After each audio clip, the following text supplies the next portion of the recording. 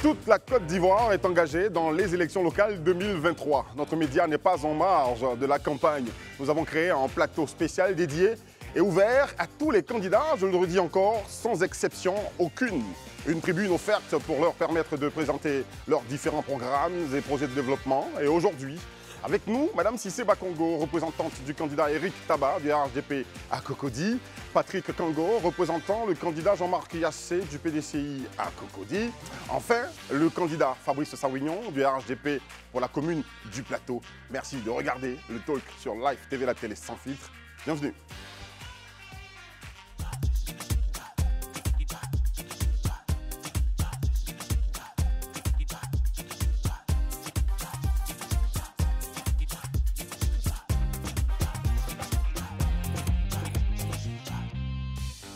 Et la campagne électorale tire à sa fin. Nous sommes pratiquement à l'avant-dernier jour. La ville est en ébullition. Il y a des convois partout.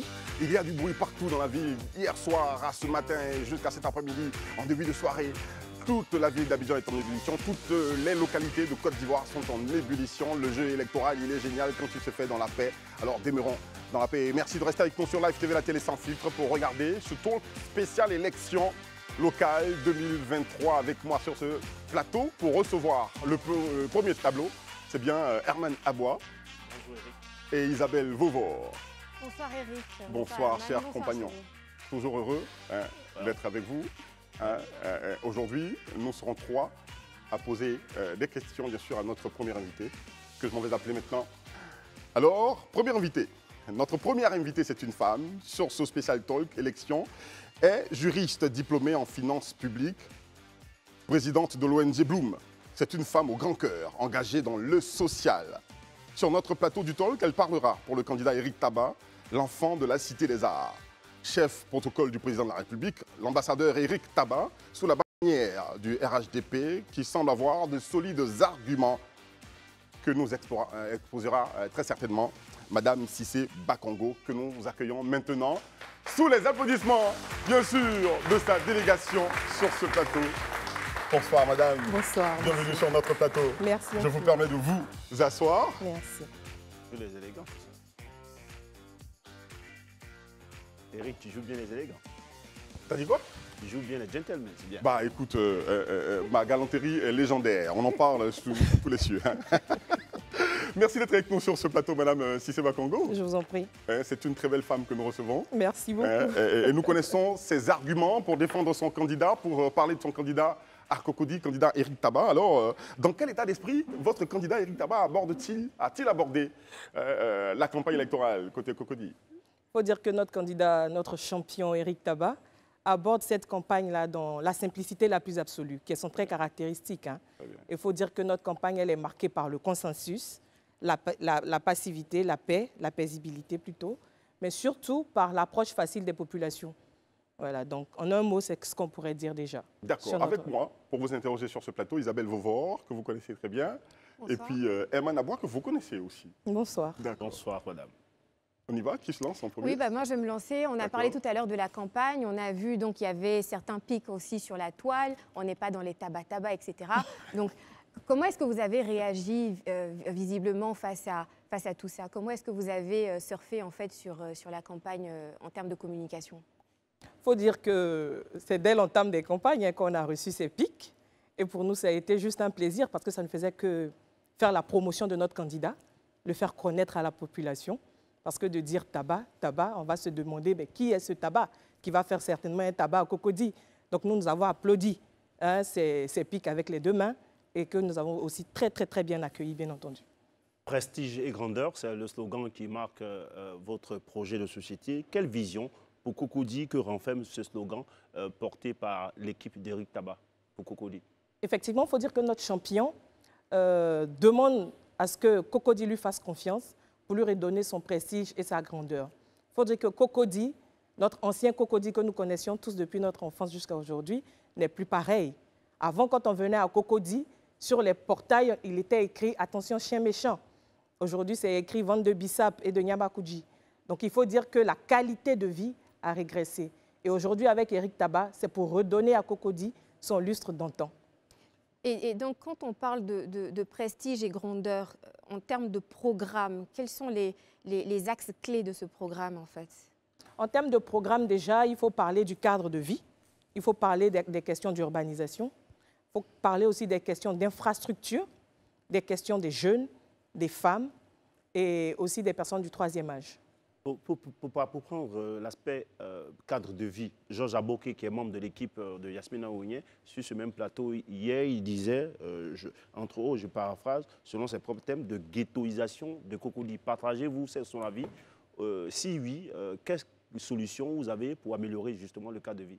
Cela dépend de qu'est-ce qu'on entend. Si c'est pour parler des quartiers dits précaires, entre guillemets, je ne souhaiterais pas parler de ces personnes, de ces dignes citoyens de Cocody en termes de ghetto. Je vais parler de personnes honorables, dignes, qui, par la force des choses, par les conditions de vie, n'ont pas eu la chance d'être peut-être nantis ou de pouvoir vivre avec des conditions plus favorables que celles dans lesquelles elles sont. Donc, effectivement, nous avons des personnes en situation moins favorisée qui sont aussi prises en compte dans notre programme de société pour Cocody. J'aimerais m'arrêter un peu sur la question des femmes. Que renferme en fait votre programme relativement donc à l'autonomisation des femmes au niveau de Cocody? Avant de répondre à cette question, il faut déjà dire que Cocody s'est étendu. Parce qu'on entend ça et là, à Cocody, tout le monde est riche, à Cocody, on n'a pas besoin d'autonomisation. Il faut dire que ça, ce n'est pas la réalité. Ça, c'est l'ancien Cocody. Aujourd'hui, quand on parle d'autonomisation de la femme, cela se décline en 5 points. Donc, autonomisation au plan physique, psychologique, économique, social et juridique. Donc, le premier point, qui est l'économique, qui est tout de suite abordé, notre champion prévoit pour les femmes de Cocody, surtout pour ces femmes-là qui n'arrivent pas à se prendre en charge financièrement, la mise en place d'un fonds. Un fonds pour le financement d'activités génératrices des femmes. Un fonds autour duquel nous allons beaucoup communiquer pour que le maximum de femmes puissent en profiter. À côté de cela, nous avons aussi un programme au niveau des marchés. Au niveau des marchés, il faut dire qu'à travers les différents tours et à travers tout ce que nous avons pu constater sur le terrain, ces marchés-là sont vétustes. Ces marchés-là n'ont pas le minimum de confort pour y exercer son activité avec décence et dans des conditions de salubrité adéquates. Donc, ce que nous, on souhaite faire dès la prise de la municipalité, il s'agira pour nous de procéder à la modernisation de ces marchés-là. Comment on peut comprendre que des femmes vont à leur lieu de travail et il n'y a même pas le minimum d'hygiène, ne serait-ce qu'avoir des toilettes dans un marché?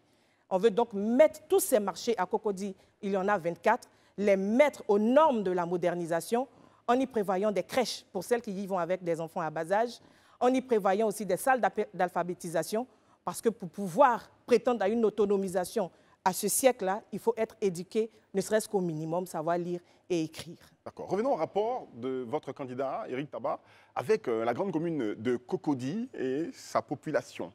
Le rapport intime, le rapport, je veux dire, de proximité ou d'affection, est-ce que vous pouvez nous en parler? Il faut dire déjà que notre champion Éric Tabar, c'est un bon leader. Un bon leader en ce sens qu'il est rempli d'empathie et d'humilité. C'est très important pour quelqu'un qui prétend au poste de maire dans une commune comme Cocody. Il faut être facile d'approche pour tenir compte de cette nouvelle population qui a besoin d'être écoutée. Et aujourd'hui, avec les conseils de quartier, mais aussi avec le déploiement en miniature des conseils municipaux dans les quartiers, nous comptons nous rapprocher des populations. Mais il faut dire aussi que notre champion, Éric Tabar, veut être celui-là même qui est toujours en crampon sur le terrain. On le voit dans d'autres communes que je n'ai pas envie de nommer. On voit des maires qui sont jour après jour dans les différents quartiers qui peuplent les communes. Et ça, c'est important. Aujourd'hui, quand nous partons à Alakro, les populations n'ont jamais vu le maire. Et pourtant, ce sont des personnes qui vivent dans la commune de Cocody. Et donc, avec notre champion Éric Tabar, il décide que nous qui faisons partie de sa liste, soyons ces lieutenants-là qui allons remplir les différents quartiers et être au cœur de son action au profit des populations de Cocody, notamment les nombreuses femmes qui figurent sur sa liste électorale, qui seront au contact quotidiennement avec les femmes à Cocody. Cocody a certainement fière allure lorsqu'on l'observe dans son ensemble, dans une vue d'ensemble. Mais quand on rentre dans les quartiers, les nombreux quartiers, il y a les ruelles, les rues qui ne sont souvent pas bitumées, qui causent des problèmes. Je veux savoir qui devrait s'en charger et comment l'équipe tabac veut aider à régler ces problèmes-là qui se trouvent au sein des quartiers. Effectivement, il faut dire déjà qu'il y a une part qui incombe certainement à la municipalité, mais aussi une part qui incombe aux différents propriétaires des cités qui les ont faites sans réellement des travaux de VRD. Il faut dire que le maire, c'est celui-là même qui doit être à l'écoute. Quand bien même ce n'est pas son rôle de le faire, il faut qu'il puisse appuyer d'une certaine manière.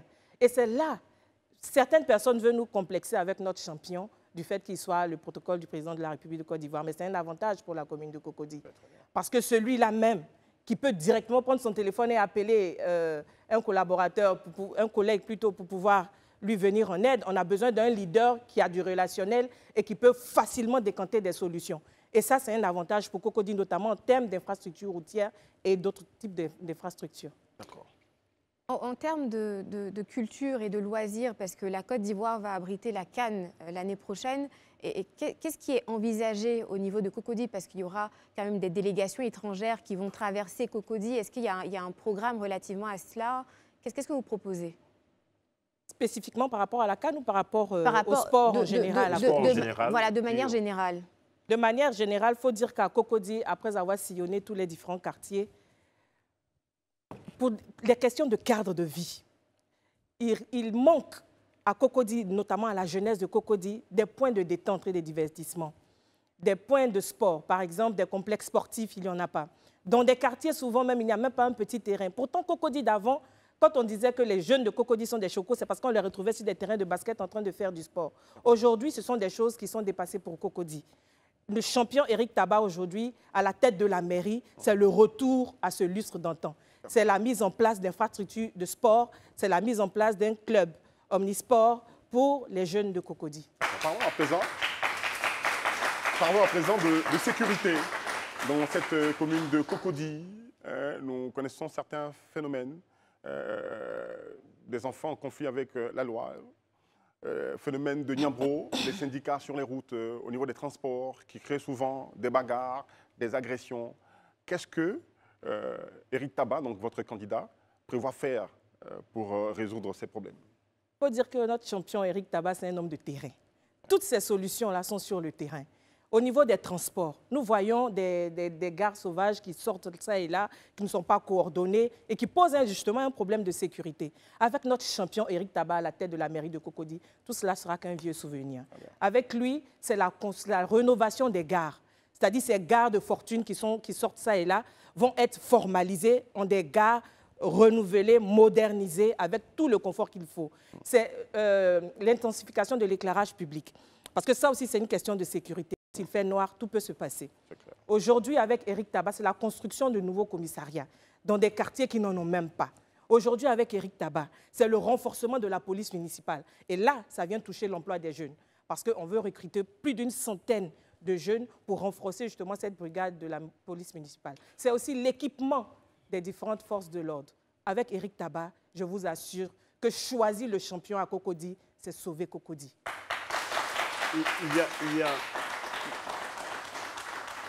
Il y a Éric Tabar, après sa première tentative, il n'est pas à sa première tentative pour un poste, un titre électif au niveau de Cocody. Il y a un enfant de Cocody, précisément de la Cité des Arts, on l'a dit. Pourquoi peine-t-il à obtenir depuis là un titre électif et comment est-ce qu'il a adressé cela pour que vous soyez si sûr que le 2, il sera élu? Il faut dire qu'il a fait ses armes. Il a fait ses armes, il a appris de ses erreurs, certainement. Parce qu'il faut dire que dans tout échec, il y a aussi une part d'apprentissage. Aujourd'hui, notre champion, il est prêt. Il l'a dit lui-même en l'entame de cette campagne. Il est prêt après toutes ces années d'expérience. Éric Tabar, c'est l'enfant de Cocody. Il ne fait pas beaucoup de bruit, il agit dans le silence. Et nous savons ce qu'il a eu à faire toutes ces années dans l'ombre. Donnez-lui seulement cette confiance de 5 ans et vous verrez ce qui va se passer. Aujourd'hui, quand on parle d'une commune, à part le leadership, il y a aussi le financement. Et nous avons beaucoup de choses à apporter à la commune de Cocody. J'allais venir sur les enfants mendiants. Oui. Les enfants mendiants qu'on trouve aujourd'hui à presque tous les carrefours et dans certaines rues de Cocody. Avez-vous aussi observé ce phénomène-là? Absolument. Et quelle solution vous avez pour aider à régler cela? Puisque tout ça, ça participe à une amélioration du cas de vie. Effectivement, il faut dire que parler même de la question des mendiants, bien sûr, nous observons cette situation, c'est déjà d'aller à l'origine, aux causes qui provoquent cette mendicité à Cocody et ailleurs. Il faut dire que la mendicité a 2 causes principales, soit religieuse, soit en rapport avec la pauvreté, le chômage. Et aujourd'hui, avec Éric Tabar, la question du chômage fait partie du cœur de son programme. Le chômage des jeunes qui, justement, s'adonne à cette mendicité ou même au manque d'autonomisation des femmes qui vont au bord des routes avec leurs enfants, les mettant ainsi en danger. Il y a aussi, il faut dire que les cultures religieuses, la religion. Et par rapport à ça, nous avons une brigade qui sera en place. On a la police municipale, on a la brigade de salubrité, parce que tout cela crée de l'insalubrité. On va mettre de l'ordre pour tout ce qui a trait à des questions de religion, mais pour ce qui est lié aux questions d'emploi ou de chômage, nous avons un programme bien défini en faveur des jeunes, à savoir la mise en place d'un fonds pour le financement des activités génératrices de revenus. Au niveau des femmes, nous avons aussi la mise en place d'un fonds pour financer leur autonomisation économique. Mais par ailleurs, nous avons un fonds, et ça c'est l'innovation avec notre champion, en faveur des personnes du 3e âge. Parce qu'il y en a parmi ces personnes qui font de la mendicité pour leur permettre de sortir de la rue et retrouver leur dignité à travers un emploi décent. Alors, si vous avez répondu, mais je crois que je vais reformuler quand même ma question. Je ne parlais pas des mendiants de toute génération, je parle des enfants mendiants qu'on voit. Ils sont petits, souvent on s'imagine qu'ils ne sont pas ressortissants de Cocody, ils n'habitent pas là. On les voit. Est-ce que vous avez une solution? Il faut faire la précision. Les enfants dans la rue? Dans la rue. Les enfants mendiants dans la rue. Ils sont là, au carrefour, aux différents feux. Vous n'avez jamais observé ça? Les enfants dans la rue, quand on s'y reprend souvent, nettoyant les vitres pour demander de la ristourne après derrière. Qu'est-ce que vous voyez pour eux? Effectivement, il faut dire que ces enfants-là sont très souvent en âge d'aller à l'école. Mais je pense que s'ils sont encore dans la rue, c'est parce que, et c'est certainement parce que les parents n'ont pas les moyens de les scolariser. Ou alors, il n'y a pas suffisamment d'infrastructures scolaires publiques à Cocody. Et pour cela, le champion Éric Tabar a toute une panoplie de solutions, notamment à travers la construction d'écoles primaires publiques à Cocody et de proximité. Il faut que dans leur quartier immédiat, dans leur zone de vie immédiate, il y ait des établissements publics qui leur permettent d'accéder à la scolarisation pour sortir de la rue. C'est un homme de terrain, très certainement, qui a des contacts et des partenaires sûrs. J'ai envie de vous poser la question de savoir sur quoi compte-t-il pour réaliser ce programme phénoménal? Je vais vous demander la permission de ne pas entrer dans les détails parce que chaque équipe préserve ses acquis et ses forces. Mais il faut dire qu'effectivement, prétendre vouloir être maire d'une commune, on ne peut pas seulement compter sur le budget ou des subventions. Mais il faut dire que déjà, on aura les subventions, mais il y a aussi des partenariats publics-privés que nous comptons mettre à la faveur de Cocody. Les discussions sont déjà entamées, les accords sont plus ou moins ficelés. Nous n'attendons juste que d'être élus au soir du 2 septembre et de pouvoir être maire de Cocody pour déployer tout cela. Il faut dire que Cocody est un pôle d'attraction. Cocody doit pouvoir intéresser les investisseurs. Il faut juste le leader qu'il faut à la tête de Cocody. Et il n'y a pas de leader, c'est Éric Tabar. Et nous savons de quoi nous parlons, nous sommes prêts pour cela. Au niveau de la mairie... Au niveau de la mairie, souvent, on a vraiment beaucoup de problèmes pour avoir des documents administratifs et tout ça. Il y a la queue et puis il y a souvent aussi ce qu'on appelle, prête-moi le mot s'il te plaît, ce n'est pas les margouillards, mais les courtiers. Voilà, les courtiers. Voilà. Qu'est-ce que vous prévoyez faire en fait pour résorber cette problématique? C'est parce qu'on est obligé d'aller faire le rang et prendre les papiers à la main qu'il y a encore ce problème. On est encore à l'ère de la préhistoire. Avec Éric Tabar, c'est la modernisation. On va parler maintenant de digitalisation. Tout va se faire en ligne. On n'aura plus besoin d'aller faire la queue fait happer par des personnes dans les couloirs. Faites confiance à Éric Tabar. Madame Cissé, cette question elle est un peu personnelle. Vous êtes président de l'ONG Bloom. Donc on voit les actions que vous menez. Vos ambitions politiques ne sont-elles pas en contradiction avec ces actions-là? Surtout que d'un acteur de la société civile, on a souvent besoin qu'il ait un regard détaché par rapport à la chose politique. Effectivement, mais il faut dire aussi que lorsque l'État ou même toutes les associations féministes demandent à ce qu'il y ait la participation des femmes en politique, ces femmes-là sortent d'où? Elles sortent de la politique ou bien elles sortent de la société civile? Parce que la société civile, c'est qui? Ce sont des personnes qui ne font pas encore de politique, qu'on encourage à faire la politique. Et nous, aujourd'hui, avec les actions de société civile, nous avons eu le temps de toucher le cœur des problèmes dans différents domaines, notamment dans le domaine des femmes, dans lequel je réagis. Aujourd'hui, je veux pouvoir porter la voix des femmes un peu plus haut. Et pendant qu'on nous demande d'avoir le tiers des femmes, le quota, sur les listes, on n'en trouve même pas qui puissent venir s'exprimer comme je le fais aujourd'hui sur votre plateau. Qu'est-ce que vous voulez? Je suis obligée d'aller sur la liste pour pouvoir défendre les femmes auprès du champion Éric Tabar. Très bien. Pour terminer, j'ai encore une question. Pour terminer, nous sommes au terme. Hein. Ouais, nous sommes au terme. Une dernière question. Oui, j'ai une question. Le transport, vous en avez parlé, il y a qu'à Cocody, les quartiers communaux ne desservent pas tous les quartiers de... comme vous avez dit, le Cocody s'agrandit et il y a des populations, des habitants qui sont dans des quartiers reculés. Est-ce que vous avez prévu travailler dans ce sens-là en rapport avec les transporteurs? Le coût varie selon les heures de pointe. Hein, voilà. Au niveau du transport et tout ça, c'est un peu l'anarchie de ce côté-ci. Qu'est-ce que vous prévoyez? Effectivement, il faut trouver les causes. Les causes, quand on parle des quartiers éloignés, en général, ce sont des quartiers qui ne sont pas bitumés. Ce sont des quartiers qui ne sont pas électrifiés. Ce sont des quartiers qui sont dangereux la nuit, à certaines heures, comme vous le dites. Aujourd'hui, avec Éric Tabar, la solution est simple. Déjà, c'est de rapprocher des gares de ces quartiers qui sont enclavés. Parce qu'aujourd'hui, ces quartiers-là manquent d'équipements communautaires de base, notamment des marchés. Il y a même des quartiers aujourd'hui à Cocody qui n'ont même pas de marché, qui n'ont pas d'école primaire, qui n'ont pas de centre de santé communautaire. À plus forte raison, parler de gare. Donc, avec Éric Tabar, c'est justement l'amélioration de ce cadre de vie-là pour mettre tout ce qui est infrastructure de base en disposition de la population. Électrifier ces quartiers éloignés, essayer de mettre du bitume sur ces quartiers éloignés et maintenant bâtir, du moins construire des gares routières au profit de ces populations. Voire même renouveler la flotte pour permettre à des jeunes qui ne travaillent pas ou même à des femmes que nous sensibilisons même à se lancer justement dans le domaine du transport, à pouvoir avoir de l'emploi et donc à desservir ces zones enclavées. D'accord. Je m'en vais vous demander de regarder, de fixer cette caméra comme si vous regardiez vos futurs administrés donc, de la commune de Cocody. Vous leur adressez le message de votre candidat pour les emmener à vous faire confiance. Merci beaucoup. Population de Cocody, femmes de Cocody, faites confiance à notre champion Éric Tabar. Parce qu'avec Éric Tabar, c'est la proximité. Tout se réglera dans la proximité. Être à l'écoute, être attentif, avoir de l'empathie, avoir de la considération, du respect pour sa population, c'est très important pour un leader. Aujourd'hui, le meilleur cheval blanc de Cocody, c'est Éric Tabar.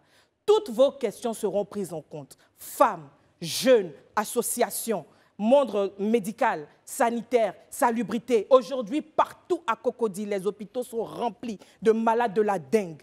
Pourquoi? Parce que dans tous les quartiers, en bas de nos fenêtres, de nos maisons, c'est rempli de saleté. Faites confiance à Éric Tabar pour que Cocody renouvelle avec son prestige et sa grandeur. Avec ces termes, on va laisser croire qu'Éric Tabar fera un véritable tabac à Cocody. Absolument.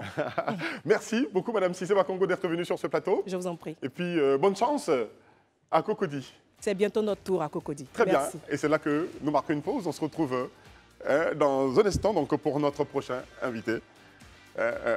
On l'annonce directement à notre prochain invité. Vous me dites, on l'annonce prochainement, directement. Voilà, notre prochain invité, il s'appelle Patrick Akoukango. Voilà, qui va représenter donc, le candidat Yassé du PDCI RDA. On se retrouve dans un instant. Merci de rester avec nous sur Live TV, la télé sans filtre. C'est le spécial élection locale 2023 et c'est la finale aujourd'hui en 4e candidat est prévu pour être dans cette émission. C'est bien l'honorable Ndri Marcel, représentant de Abi. Akobou, le maire sortant et candidat du PDCI à Marcory. Ce n'est pas lui que nous recevons. Maintenant, ce n'est pas lui notre second invité sur ce plateau. On en parlera dans un instant. Le temps de regarder ce tableau-là qui est composé de Désiré Denéo et puis de mon très cher ami Barry Abdourahmane. Bonsoir Eric. Merci Bonsoir de me rejoindre. Eric. Bonsoir la team. Bon, la team n'est pas complète. La team est là. Hein. Vovor et Herman sont dans les coulisses, ils vous observent. Ils regardent cette émission avec vous. Alors, Patrick Akoukango, homme engagé pour l'équilibre social et l'égalité des chances, mais aussi engagé pour la commune de Cocody depuis plusieurs années. Il est conseiller municipal représentant ce soir le candidat maire sortant, Jean-Marc Yassé, du PDCI RDA. Nous allons l'accueillir tout de suite et maintenant sur ce plateau. Bonsoir, bienvenue. Avec moi pour discuter avec vous, pour ce qui concerne votre programme, à Cocody, vous qui représentez le maire sortant, il y a Désiré Dénéo et puis Barry Abdul Rahman. Bonsoir. Bienvenue sur notre plateau. Votre candidat s'engage à sa propre succession. Quel langage a-t-il utilisé quand il a commencé campagne à Cocody? Quand il a commencé, merci d'abord de nous recevoir sur votre plateau. Merci aux chroniqueurs avec qui nous allons échanger. Le langage, c'est la solidarité. Le langage, c'est le vivre ensemble. Le langage, c'est de faire de Cocody une commune où il fait bon vivre. Voilà, c'est un peu ça. Très bien. Il faut que je rappelle une fois de plus que l'honorable Ndri Marcel est avec nous et sera sur ce plateau, bien sûr, pour répondre à nos questions. Il est représentant de Abi Yacoubou Raoul, maire sortant donc, et candidat du PDCI RDA à Marcory. Mais il faut bien vous rappeler que nous avons 4 invités ce soir. Merci. Et le dernier que vous allez avoir avec nous donc, sur le plateau, c'est bien le candidat Fabrice Sawignon, représentant les RHDP au plateau. Pour l'heure, nous sommes avec Patrick Akoukango, que je laisse entre vos mains. Oui, Patrick Congo, pour vos bonsoir. questions. C'est vrai que la dernière fois, vous nous avez laissé en plan, mais ce n'est pas bien grave, vous êtes là. 9 milliards que vous aurez hérité au moment où vous avez pris la mairie de Cocody, disait Dagaré à un confrère avant-hier. Comment est-ce que vous expliquez cela? Et est-ce que le montant du bilan de la gestion de Jean-Marc Yassé est connu aujourd'hui? Question de gouvernance participative et citoyenne. D'accord. D'abord, parlons des 9 milliards. Ce n'est pas une invention, c'est une réalité. Quand le maire Jean-Marc Yassé prend la tête de Cocody, il y a 9 milliards de dettes. Il prend ça avec beaucoup de difficultés et beaucoup de surprises d'ailleurs. Et pendant les 5 ans de gouvernance, il fait le nécessaire avec son conseil municipal, bien sûr, pour rembourser ces 9 milliards de dettes. C'est une réalité aussi. On a tendance à croire que le maire Jean-Marc Yassé a pris la mairie de Cocody dans des conditions où tout était en place. Non, la mairie était très endettée, très endettée. Les fournisseurs ne voulaient plus travailler avec Cocody. Il y avait eu un manque de confiance totale. Le personnel était dans les difficultés parce qu'ils recevaient leur salaire de manière tardive. Et c'est ce que le maire Jean-Marc Yassé a résolu, bien entendu, en 5 ans. Il a pu rembourser toutes les dettes. Bien sûr, la dette a été... Où est-ce que cela est consultable? Enfin, vous ne répondez pas à ma question. Oui. On a vu d'autres candidats, par exemple, Cissé Bakongo a rendu son bilan public.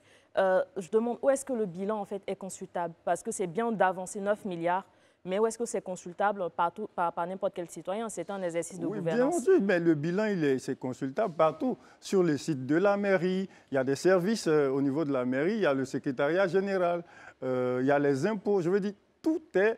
L'État de Côte d'Ivoire est organisé. Et à combien se chiffre la gestion de Jean-Marc Yassé aujourd'hui? À combien se chiffre la gestion de Jean-Marc Yassé? Le bilan complet de sa gestion, oui. Complet. Parce qu'on a vu, j'ai pris quand même la peine comment on dit ça, de feuilleter le programme. C'est un bilan hors pair, mais il n'y a pas de chiffre. À combien se chiffre ce bilan-là aujourd'hui? À combien se chiffre ce bilan? En 5 ans, vous voulez dire? Oui, c'est ça. En 5 ans, je veux dire que, comme je vous ai dit tout à l'heure, le budget de la mairie d'abord était à 8,5 milliards. Okay. 8,5 milliards quand Jean-Marc Yassé prend les rênes de la mairie de Cocody. En 5 ans, nous avons pu monter le budget de la mairie à 12 milliards. Donc 12 fois 5, c'est ça? C'est bien ça. OK. Merci. Très bien. En termes d'actions concrètes, quel bilan faites-vous des 5 dernières années de gouvernance de maire Yassé et de son équipe? En termes d'actions concrètes, d'abord, je vais insister là-dessus parce qu'on a tendance à vouloir omettre ça. 9 milliards de dettes, c'est une réalité. Ce n'est pas de la fiction, c'est une réalité. Et quand tu prends les rênes de Cocody, la population de Cocody s'attend à ce que tu travailles.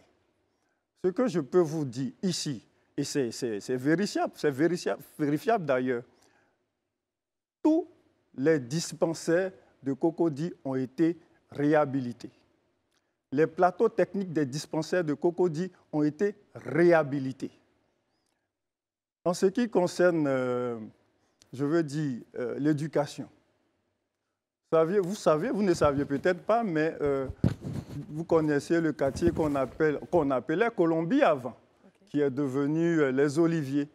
Il n'y avait pas d'école primaire publique dans ce quartier. Est-ce que Cocody le sait?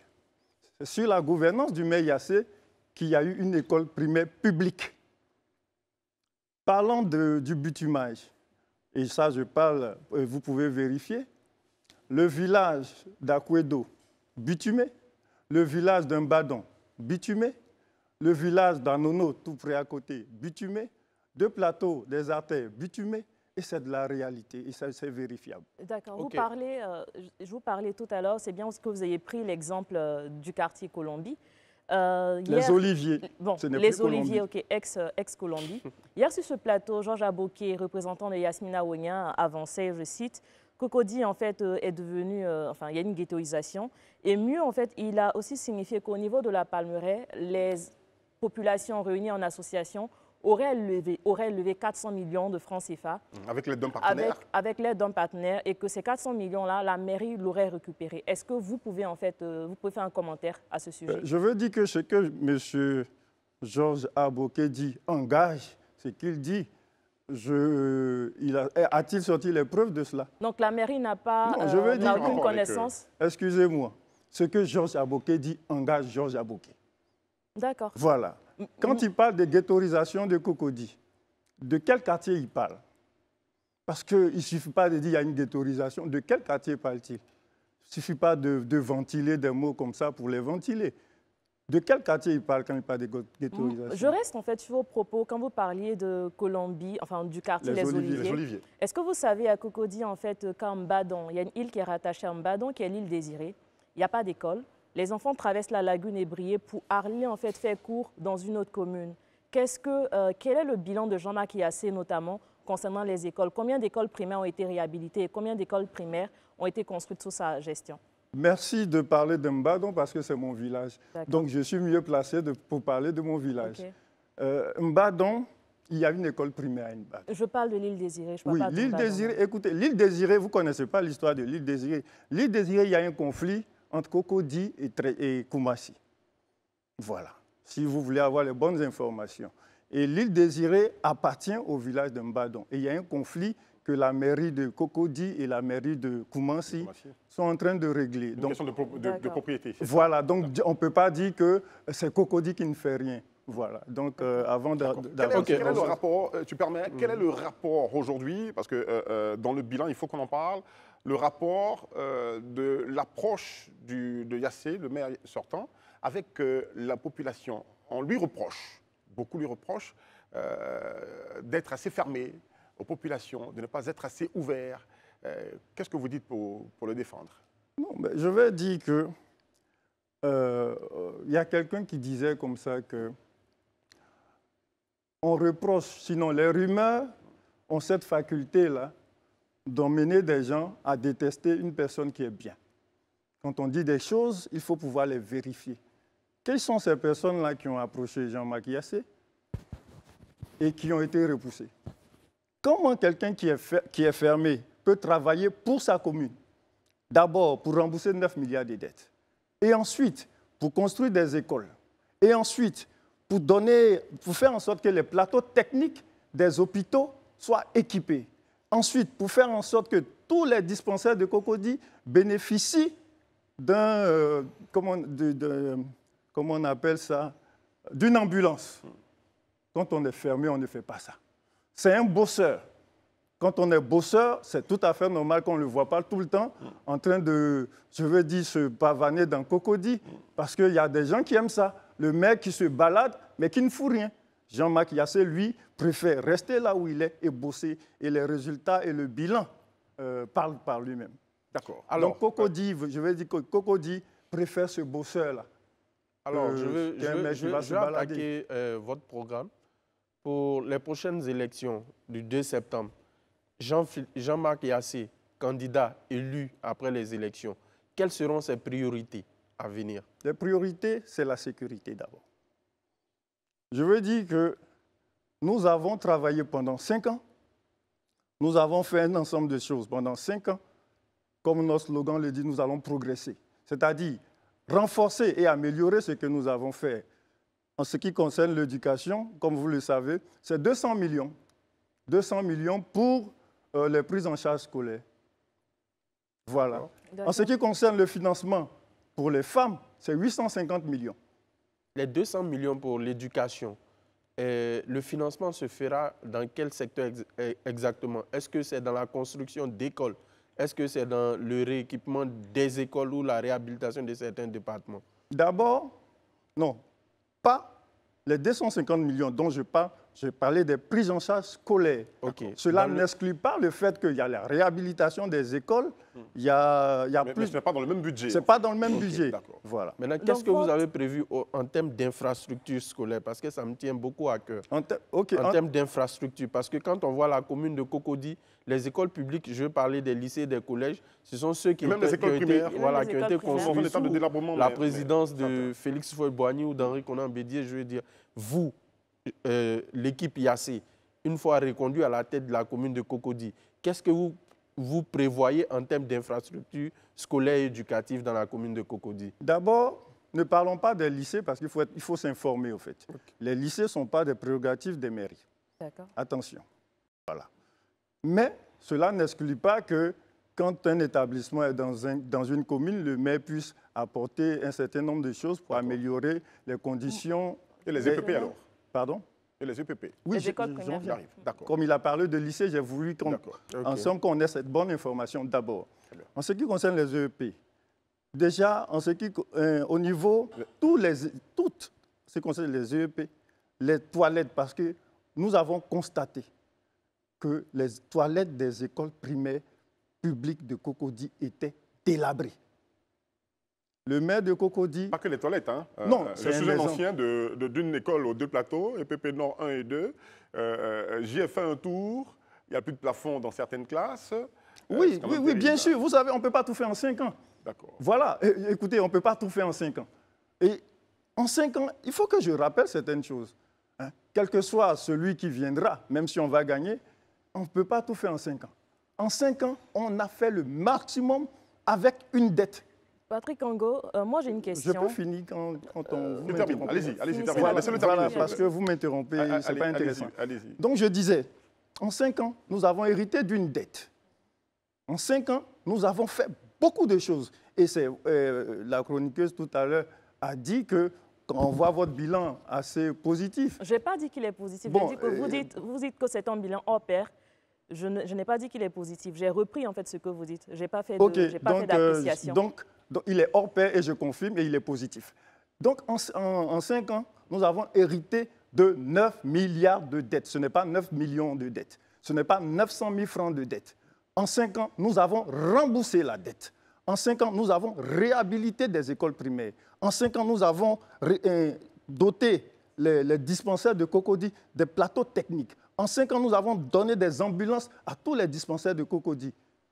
C'est pour cela que nous estimons que nous devons progresser dans le travail et que nous demandons encore la caution de la population de Cocody pour faire mieux et continuer ce que nous avons en fait.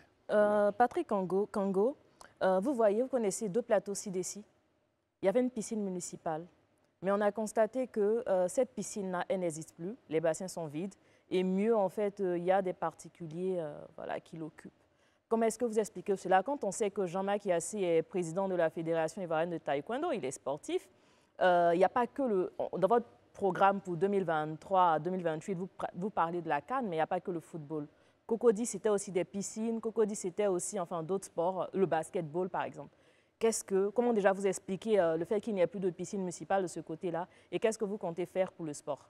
D'abord, il y a 5 ans, je répète encore, il y a seulement 5 ans que le maire Jean-Marc Yassé je parle de la piscine municipale de J'en viens. Allons doucement.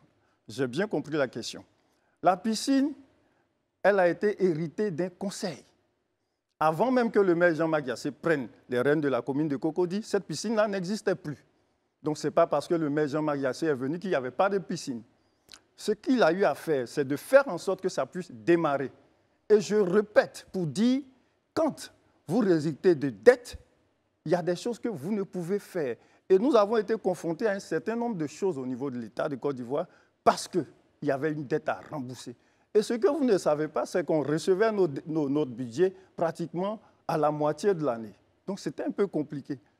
Toujours est-il que vous pouvez vous rendre là-bas, vous verrez qu'il y a des réaménagements qui sont en train de faire pour remettre cette piscine-là en service donc, pour la population. Donc ce sera mis à disposition des populations de Cocody, on n'aura plus ce particulier qui gère la piscine? Écoutez, ce n'est pas une question de particulier ou pas. Non, c'est une question de choses publiques, monsieur Patrick Kango.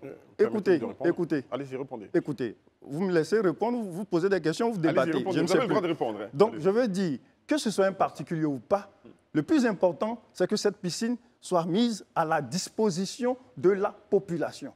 Toutes les mairies le font. Il y a pour des activités où on concède une partie à un particulier qui utilise ces espaces-là de sorte à ce que la population puisse en bénéficier. Ce n'est pas mal fait. Le plus important. Non, en fait, c'est privatisé. Ce n'est pas mis à disposition des populations. Ce n'est pas comme si on a confié un particulier. Pourquoi vous dites que c'est privatisé? Je précise la question. Ce n'est pas comme si on a confié un particulier, la mairie n'a pas de fonds pour entretenir, sauf que c'est privatisé, c'est la chose de quelqu'un. C'est ce que je suis en train de dire. Non, ce n'est pas la chose de quelqu'un. Vous avez les preuves de ce que vous avancez. Sinon, je n'aurais pas avancé cela. Non, vous le dites, c'est la chose de quelqu'un. Vous avez les preuves de ce que vous avancez. Je n'aurais pas avancé si je ne... Sortez-moi les preuves. C'est toujours la propriété de la mairie de Cocody. Très bien. Mais la mairie de Cocody est libre de signer un contrat avec un particulier pour faire marcher cet espace-là. Dans la mesure où le maire de Cocody a trouvé cet espace-là déjà délabré. D'accord. Une gestion libre. Voilà. D'accord, très bien. Les gestions libres, c'est autorisé. Une question qui va arracher peut-être le sourire. Aujourd'hui, beaucoup d'habitants de Cocody se posent la question de savoir quelles sont les limites de Cocody côté verre à bobo. Plateau d'eau cuit, engrais, Cocody se rallonge. Quelles sont les limites? Non, je veux dire, aujourd'hui, vous savez, Cocody grandit.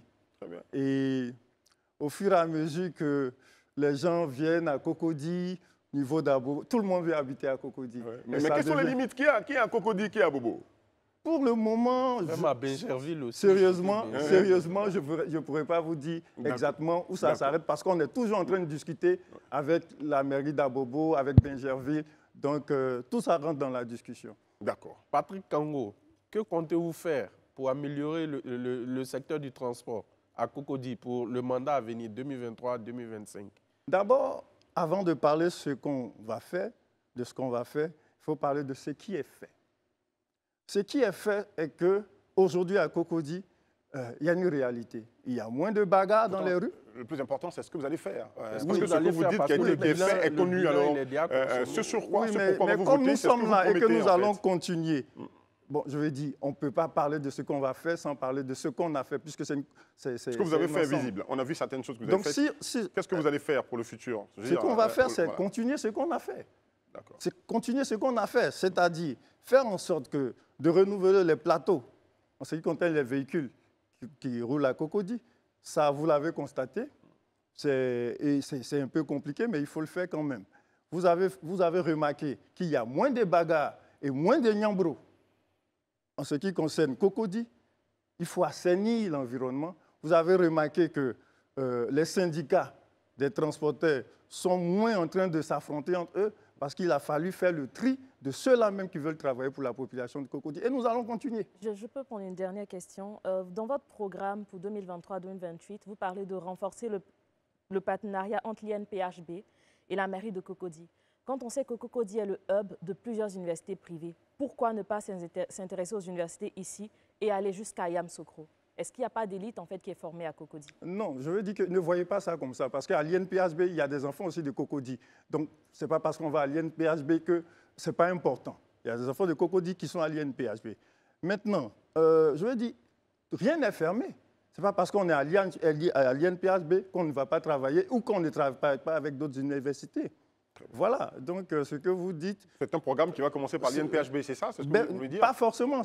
Peut-être qu'on a mis l'INPHB devant parce que c'est une école de prestige, mais cela ne voudrait pas dire que les autres... Laissez-le terminer. Laissez-le terminer. Allez-y. Vous m'interrompez souvent, madame.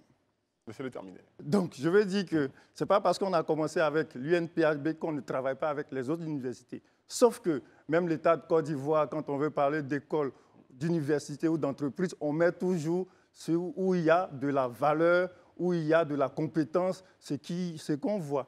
Êtes-vous en train de dire qu'il n'y a pas, je ne sais pas si vous percevez, il n'y a pas de valeur et il n'y a pas d'école, en fait, où il y a du précis? Parce que sur ce même plateau, on a reçu un étudiant qui s'est démarqué, qui est maintenant à la Banque africaine de développement, mais qui a étudié au sein d'une université à Cocody. C'est pour dire qu'il y a des écoles en fait, d'excellence à Cocody. Pourquoi ne pas faire la promotion d'écoles et d'universités sur le territoire de Cocody et aller jusqu'à Yamoussoukro? Vous avez dit que vous êtes en train de dire, ce n'est pas ce que je suis en train de dire, c'est vous qui interprétez comme ça. Donc, je répète, pour dire qu'à Cocody, à l'INPHB, il y a aussi des enfants de Cocody. Ça, vous pouvez me le concéder. Donc, ce n'est pas un problème pour la mairie de Cocody de travailler avec l'INPHB. Donc, je ne vois pas en quoi est-ce que c'est un problème. Patrick Kango, quelle est la place des femmes dans l'équipe IAC et qu'est-ce que vous envisagez pour le mandat à venir dans le cadre de l'autonomisation de la femme? La place des femmes, vous pouvez le constater, la parité a été respectée d'ailleurs, donc les femmes sont assez représentées dans notre conseil. En ce qui concerne les femmes, vous avez les chiffres, c'est déjà 850 millions d'investissements dans les projets des femmes. Et tenez-vous bien, le maire Yassé est conscient du fait que toutes les femmes n'ont pas cette capacité-là de produire un projet. C'est pour cela qu'il a mis en place encore une équipe pour ces femmes-là qui ont des projets, mais qui ne peuvent pas nous produire un projet, qui vont là-bas. Elles sont assistées par des personnes qui arrivent à traiter leurs projets, qu'elles mettent à disposition, qu'elles sont financées. C'est où? C'est à la mairie? Oui, c'est à la mairie. C'est quelle direction? C'est la direction de la gestion des femmes. Et quel a été l'apport de la mairie au projet de femmes issues de la société civile? De manière générale, les femmes ont bénéficié de 850 millions. Maintenant, si on doit dire les femmes de la société civile, les femmes... Oui, non, excusez-moi, laissez-moi finir. Vous m'interrompez souvent, vous. Si on doit dire les femmes de la société civile, les femmes de temps, les femmes étudiantes, ça sera compliqué. On s'occupe des femmes de manière générale. Ne diversifiez pas les choses, s'il vous plaît. Tout à l'heure, vous avez dit qu'il ne faut pas faire la différence entre les écoles. Mais là, vous êtes en train de faire la différence entre les femmes. Je vous écoute. Patrick Kango. Je peux répondre. J'ai une question, s'il te plaît, Désiré. J'ai une question. Patrick Kango, pour le mandat à venir, quelle sera la politique d'assainissement que la mairie de Cocody, si vous êtes élu naturellement, réélu, qu'est-ce que vous allez faire en termes d'investissement? Parce qu'il y a des populations à Cocody qui disent que pour les ordures ménagères, là, ils sont obligés de payer 2000 francs par mois à des particuliers pour qu'ils viennent ramasser des ordures. À la Riviera Golf, ici, il y a des témoignages. Donc, vous, en tant qu'équipe qui sera reconduite à la tête de la mairie, si vous êtes naturellement reconduit, qu'est-ce que vous comptez faire pour améliorer la gestion des ordures et l'assainissement dans la commune de Cocody? D'abord, il faut que nous donnions la bonne information.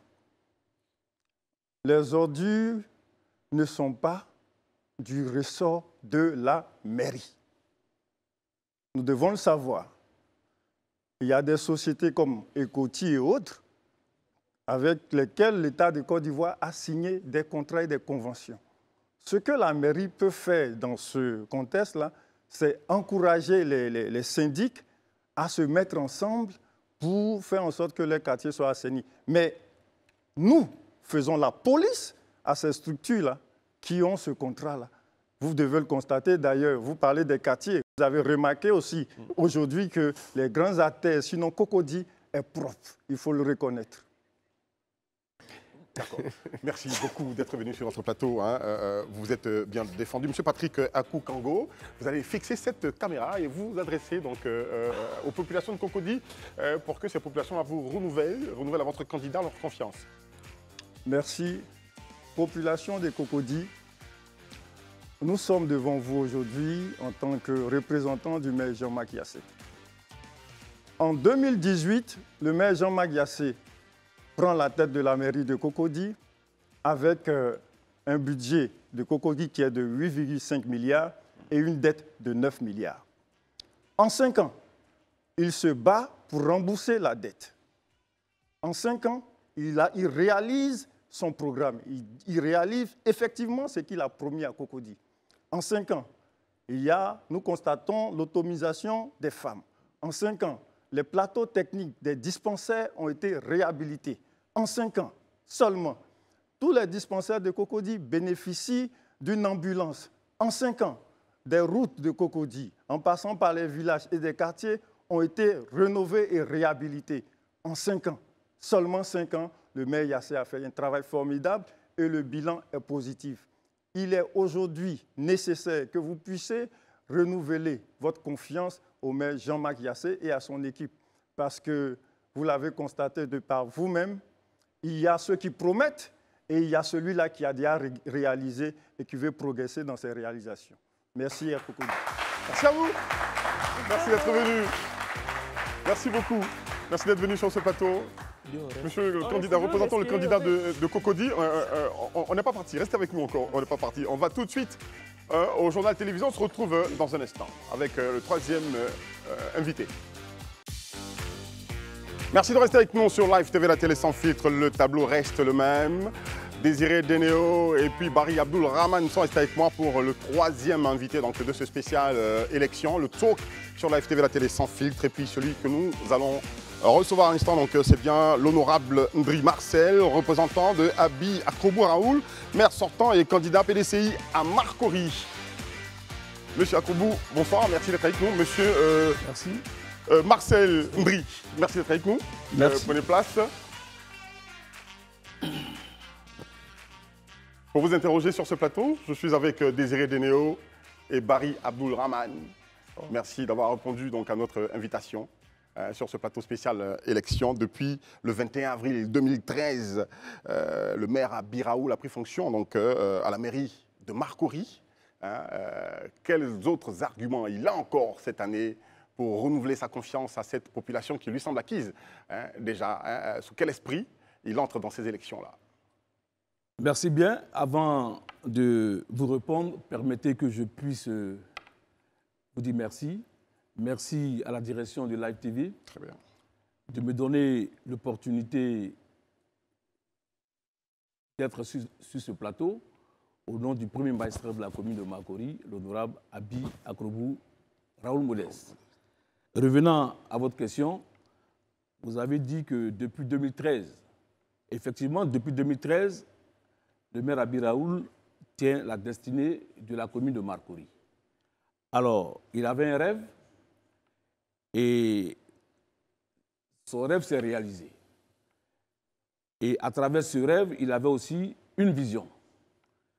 Et la politique de sa vision est celle de contribuer au développement de la commune en étant plus proche de ses populations, pour mieux les appréhender et répondre à l'immensité des attentes de leurs préoccupations. Et telle était sa véritable politique. Une politique d'apprentissage de la cohabitation et de la solidarité. Et aujourd'hui, il tient à briguer un troisième mandat parce que les populations de Marcory lui font confiance pour le travail abattu durant 10 ans. Et durant ces 10 ans, il a présenté son bilan. Et le premier acte qu'il a posé lié à ce bilan s'est déroulé à l'Espace Cristal avec les patrons de la presse. Alors, son bilan a été jugé satisfaisant, bilan satisfaisant aux populations. Ensuite, il a sillonné les 12 quartiers 3 villages pour partager également avec les populations des 12 quartiers 3 villages son bilan. Et là encore, les populations ont fait l'objet d'adhésion à la satisfaction de son bilan. Donc voilà un peu ce que j'ai pu dire et répondre à votre question. Notre invité est à vous. Paris.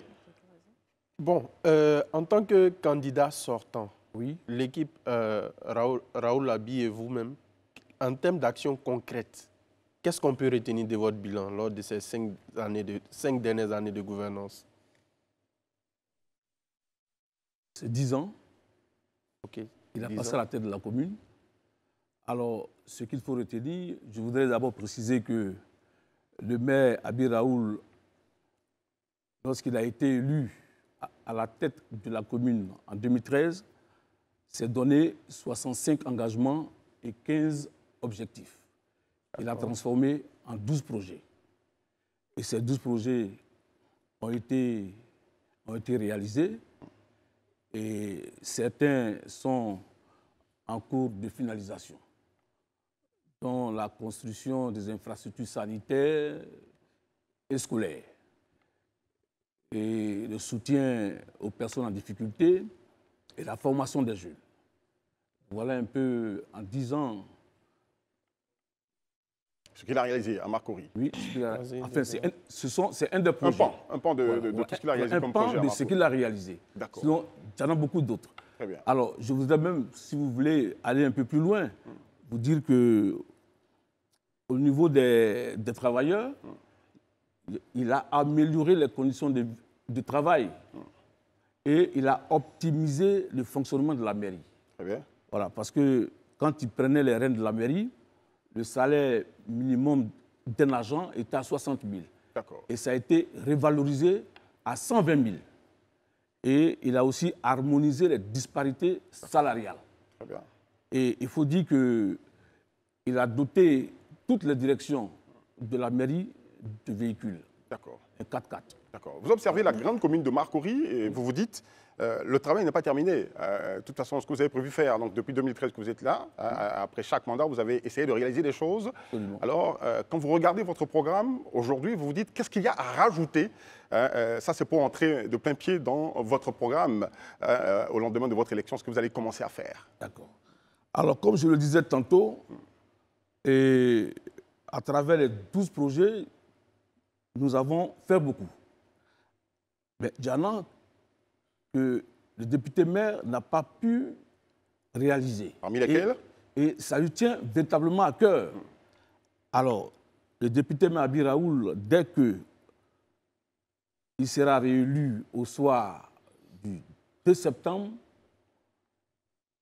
parce que Marcory n'a pas un hôtel communal.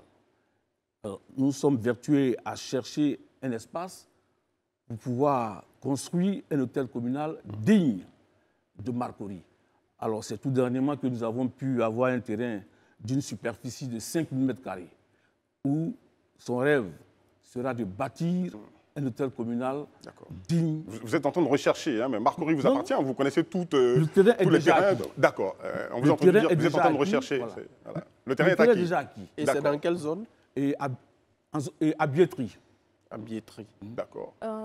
Monsieur, quel est le budget de la mairie de Marcory? Et tout à l'heure, vous avez dit que vous avez fait 10 ans d'exercice. On va se focaliser sur les 5 ans d'exercice, les 5 ans en cours. À combien se chiffre la gestion d'Abi Raoul?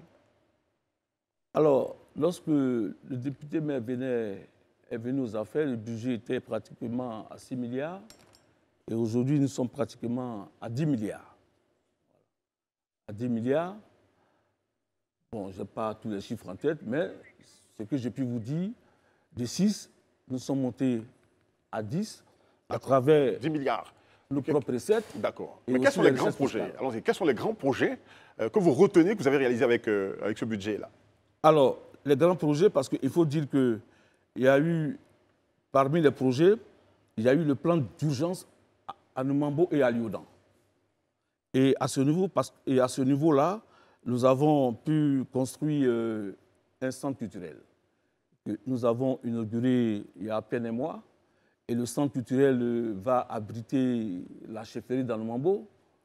Le centre culturel va aussi abriter une mairie annexe. Il y a des salles de réunion, des salles de conférence. Et il y aura aussi une bibliothèque. Et à Numambo, il faut dire que nous avons pu construire aussi des caniveaux. Nous avons bitumé pratiquement toutes les rues d'Anumambo, je dirais à 60%, et le pavage également de certaines rues.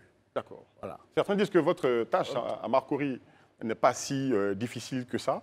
Hein, sur le plan culturel déjà, quand nous savons que l'un des plus grands festivals culturels en Côte d'Ivoire est né à Marcory, je parle de festival à Salfo, au groupe Magic System, qui a contribué donc à être une vitrine pour cette commune de Marcory. Quel est votre rapport, votre lien et qu'est-ce que vous y avez apporté? Non, mais il faut dire qu'avec à Salfo, le député maire entretient de très bons rapports, des rapports fraternels, et à toutes les réalisations de Magic System, la mairie a été toujours associée. Ça, il est bon de le signifier. Et aussi, la mairie a toujours apporté sa contribution à ces édifices-là. Dans le domaine de la sécurité, oui, prenons le cas de Anoumambo, oui, et de Ali Odan. Qu'est-ce que la mairie prévoit pour les 5 années à venir pour renforcer la sécurité et permettre aux citoyens d'évacuer à leurs occupations comme il se doit? Bon, merci. S'agissant de la sécurité, permettez-moi d'abord de vous dire que il faut dire que par le passé, Makori ne disposait pas de brigade de gendarmerie.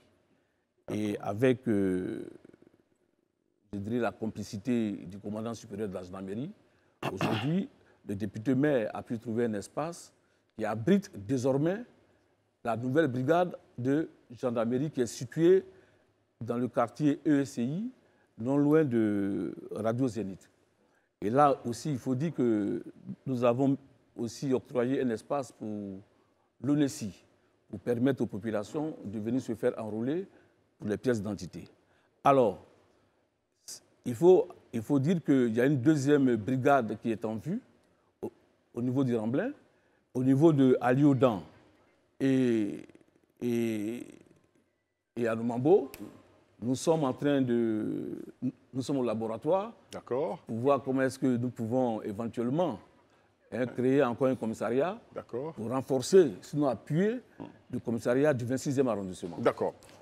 Quand on vous entend parler, on se dit, mais écoutez, tout va bien à Marcory. Hein. C'est peut-être pour ça que depuis 2013, le maire est là. Les populations sont satisfaites. On se dit, quand même, quand vous redemandez un autre mandat, vous voulez que la population vous renouvelle sa confiance. Pourquoi vous voulez revenir, si tout va bien? Mais pourquoi on veut revenir? C'est tout simple. Peut-être faire la passe aux autres. Pourquoi on veut revenir? C'est tout simple. Parce que le député maire Abi Raoul a encore à donner à Marcory. Il n'a pas fini de donner à Marcory. Parce que tout à l'heure, j'étais en train de vous dire que ce qui lui tient à cœur, c'est la construction d'un hôtel communal. La construction d'un hôtel, c'est ça qui lui tient à cœur. C'est le projet principal pour son prochain mandat. Il faut dire que Marcory a été érigé en commune en 1980. Et depuis 1980, c'est le même bâtiment qui est encore là. Et ça, ce n'est pas digne du député maire Abi Raoul, qui veut voir sa commune évoluer, sa commune avancer. Et ça lui tient véritablement à cœur. Et il y a aussi la réhabilitation et l'extension du grand marché de Marcory qui est en état de dégradation. Et là encore, nous sommes très avancés. Le contrat a été déjà établi. Pour la réhabilitation. Oui, et à sa réélection, nous allons démarrer les travaux. Monsieur le député, je vous promeus, vous parlez de dégradation du marché de Marcory. À l'entame de vos propos, vous avez dit que ça fait 10 ans que vous êtes à la tête de la commune. Oui. Pourquoi en 10 ans, le marché n'a pas été réhabilité? Est-ce les fonds qui manquaient? Ou est-ce parce que ce n'était pas la priorité du maire, comme vous l'avez dit, puisque c'est la réalisation de l'hôtel communal qui... Non, pas du tout. C'est le projet qui lui tient à cœur. Ce n'était pas sa priorité. Quand il est venu en 2013, vous savez que quand vous êtes élu, il faut faire l'état des lieux et ça prend du temps. Et pour la construction des marchés, c'est pas... L'état des lieux en 10 ans Non, pas 10 ans, je dis. Attention. Non, c'est son deuxième mandat. D'accord. Voilà que le projet, et je vous ai dit qu'on n'avait pas encore trouvé d'espace pour la construction de l'hôtel communal. Il faut dire que par le passé, on avait eu l'espace qui était en face de la CEU de Marcory. D'accord. Mais malheureusement, l'État... On retient que c'est quand même depuis bientôt un 3e mandat que vous observez qu'il y a des choses qui ne vont pas au marché. C'est des projets en perspective. D'accord. Voilà. Le développement, c'est un processus. D'accord. Voilà. Quelqu'un qui vient ne peut pas changer de façon brutale une commune. C'est un processus. Et je vous ai parlé des 12 projets. Voilà. Et nous avons réalisé. Et aujourd'hui, la population est satisfaite. Et comme vous me posez la question de savoir que le député maire veut encore briguer un 3e mandat, c'est la population qui le demande. D'accord. Voilà. Moi, j'ai une question. Une dernière question. Marcory, c'est 103 603 femmes. Qu'est-ce que Abi Raoul prévoit pour les femmes de Marcory et qu'est-ce qui a été fait dans sa gouvernance pendant les 10 ans pour les femmes, en montant? Alors, pendant les 10 ans, il faut dire que le député maire a appuyé les femmes de Marcory à hauteur de 300 millions. Hein, pour 300 000. 300 millions. D'accord. Pour l'optimisation des femmes. L'autonomisation alors. L'autonomisation des femmes. Très bien.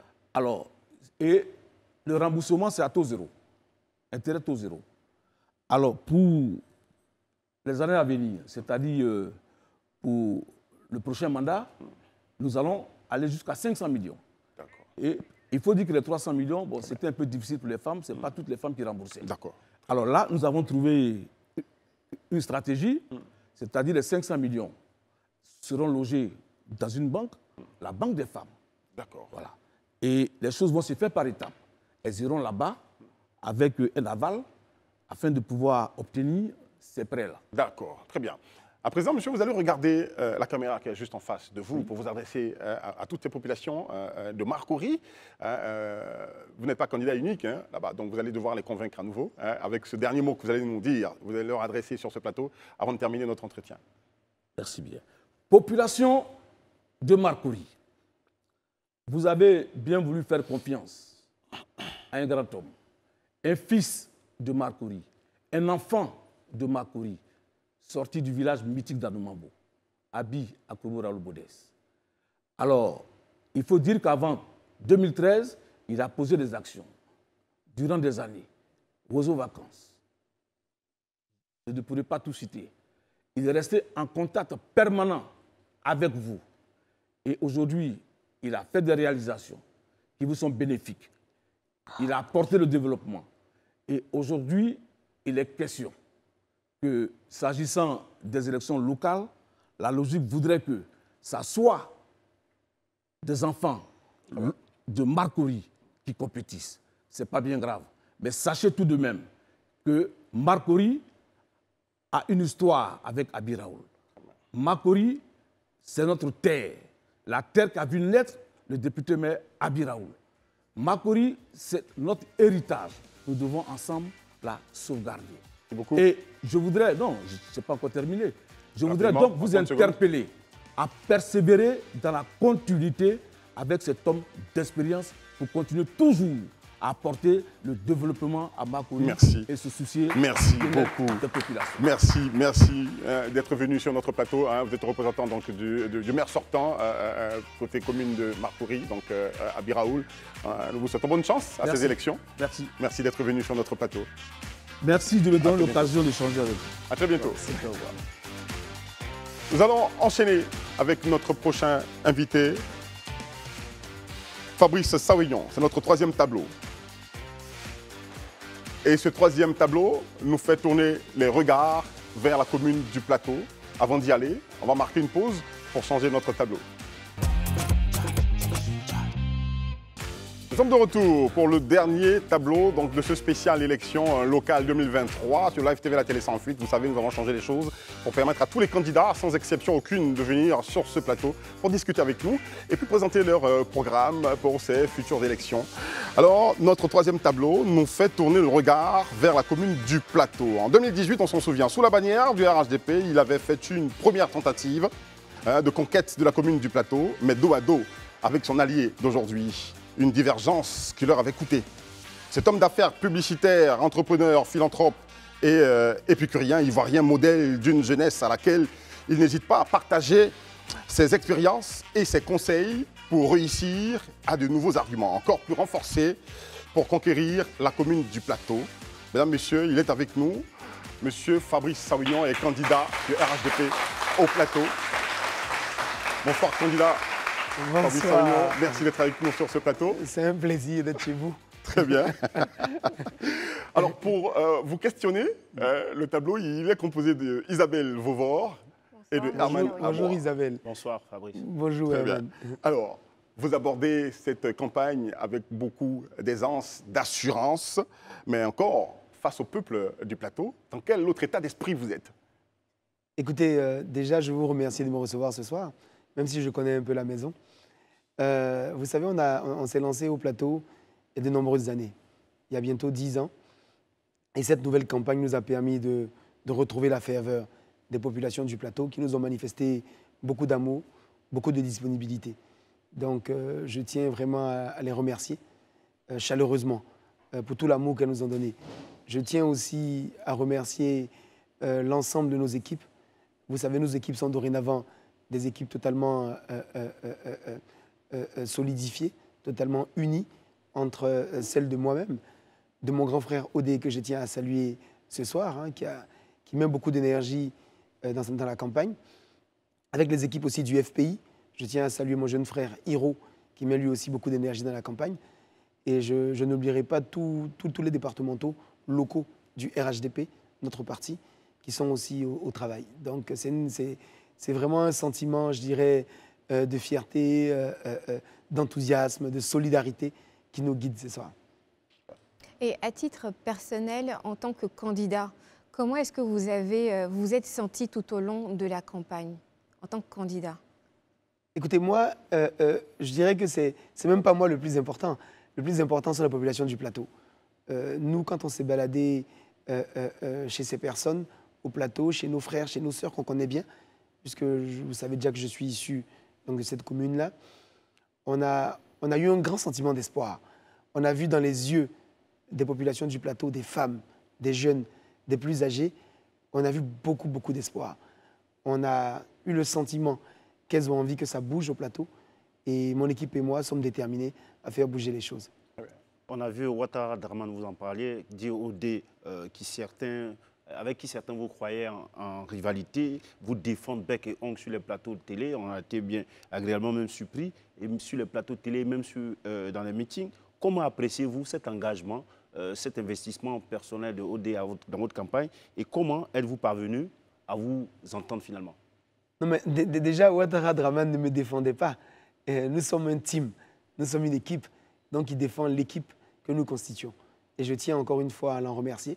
Je l'ai dit, il est très impliqué dans la campagne avec ses équipes et c'est très rassurant d'avoir cette force-là avec nous. Vous savez, Draman et moi, on n'a jamais eu de sujet personnel, de querelle personnelle. Hein. J'entends souvent les gens dire en 2018, ils n'étaient pas amis, et ainsi de suite. Non, Draman et moi, on a toujours été très bons copains. C'est un grand frère qui a beaucoup agi dans le milieu culturel ici. Donc on se connaît depuis de longues années. On a passé beaucoup de bons moments ensemble. En 2018, il y a juste une décision qui a été prise de façon un peu tardive, on va dire, par le parti, donc qui m'a confirmé à la dernière minute donc, comme candidat du RHDP. C'est vrai qu'on n'a pas eu le temps donc, de faire passer le message aux équipes et donc d'arriver à les mobiliser et à les unifier. Aujourd'hui, vous savez, le parti a fait le choix très tôt, depuis décembre dernier. Donc on a eu le temps, lui et moi-même, de travailler avec l'ensemble de nos équipes, vraiment à la cohésion du groupe, donc à l'esprit d'équipe. Et je pense qu'on l'a bien réussi. Donc Draman ne fait pas que me défendre.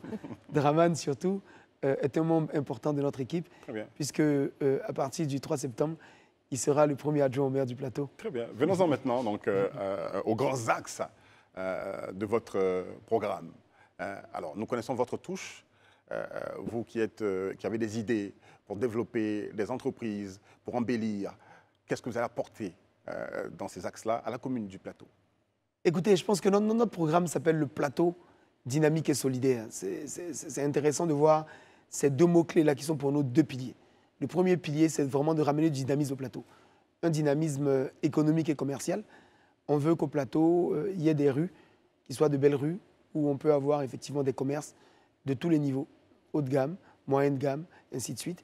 On veut ramener au plateau une certaine attractivité pour les entreprises. Vous savez qu'elles quittent tout le plateau aujourd'hui du fait des difficultés de parking et du fait des fois de la vétusté de certaines bâtisses.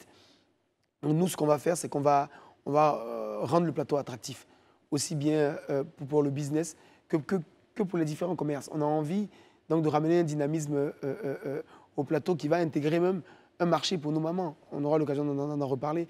C'est un sujet important. Vous savez, quand moi j'étais petit au plateau, je voyais les femmes, à partir de 5 h du matin au marché du plateau, vendre le vivrier à partir du plateau à tous les autres marchés. Donc c'était le point de départ pour aller dans tous les autres marchés.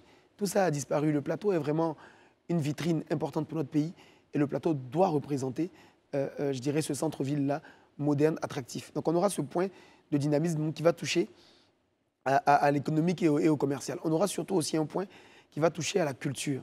Vous savez, à la culture.